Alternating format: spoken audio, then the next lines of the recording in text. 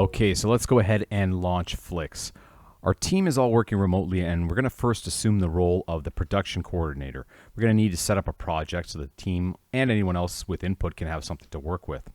So here's our login page. Our login method is going to be set up by the IT department. We'll have a look at both options, but first we're going to log in as administrator as we want to make some changes at a studio level. So we don't have any shows set up at the moment. Let's go ahead and head over to the new show button and fill in some data. So the tracking code is a short code which will be helpful for our naming conventions. We're going to get to that a little bit later on. So let's go ahead and enter THP, and the title of our show is The Happy Prince. We can go ahead and add a description for the show if we want, and we can also select a preview image. I have one already handy, so let's go ahead and add that. So the next section is the configuration portion. So from here, we can go ahead and set up our frame rate.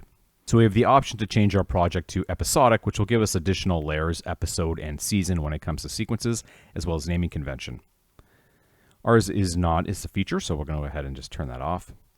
And we can also set up our aspect ratio from here. And lastly, we have our permission. So this is where we introduce the idea of work groups. So what this means is if we want certain people to have certain access to shows, we can assign those groups here, and we'll take a look at that a little bit later on. So right now I'm going to go ahead and select default and create. So just like that, we've created our new show. Now if we hover over it, we'll see that all of the information that it has regarding the show as well as a description. And if we select it, we'll be prompted to build a new sequence. Since we don't have any sequences set up, we can go and do this right away. And we always have access at a later point where we can go and add additional sequences if we need to. So from here, we're going to go ahead and enter a tracking code. So we'll do 01 for sequence 1.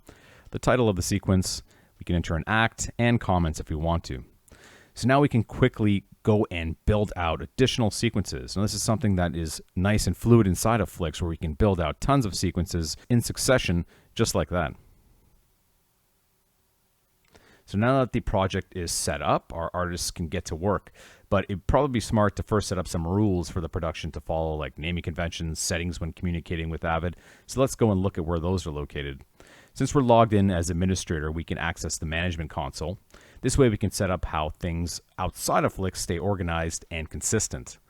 So from here, we can see all the users that are associated with our Flix. We can create new ones. Here's the group management, where we can go in and create groups and assign people to those groups. So if we want to have specific access for people to certain projects, we would create the groups here. This way, they'll only be able to see the shows that they're assigned to through the groups. What we want to hone in on here is the studio settings. We want to jump under third-party apps and general. And what we want to do is make sure that we have our sketching tool set up and that Avid Media Composer is the only editorial package that Flix can publish to. And we'll do this by ensuring we enforce this at a studio level. We want to make sure that our clip and sequence naming convention is set up. So we have these name chips that are being used to automatically generate the names of our sequences and clips.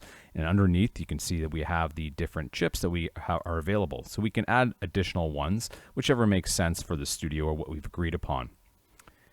We also want to do the same thing, not for the clips, but also for the sequence.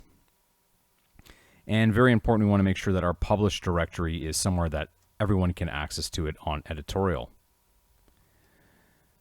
Now I want to do the same thing for the Avid Media Composer options.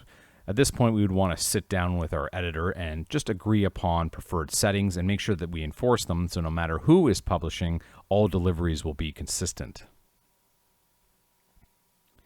And then finally, for our exporting, we want to make sure that there's times where we need to export PSDs or QuickTimes for whatever reason, that everything is organized during these exports. So not only the naming conventions, but also where these will be exported to. A couple of things to note is if we were to log in as a user and go under our user preferences, these options would be grayed out as these are set at an administrative and a studio level. And another thing to note is if you want to set these options per show, we can click on the menu icon for the show on the homepage and then enforce these preferences at a show level rather than at a studio level.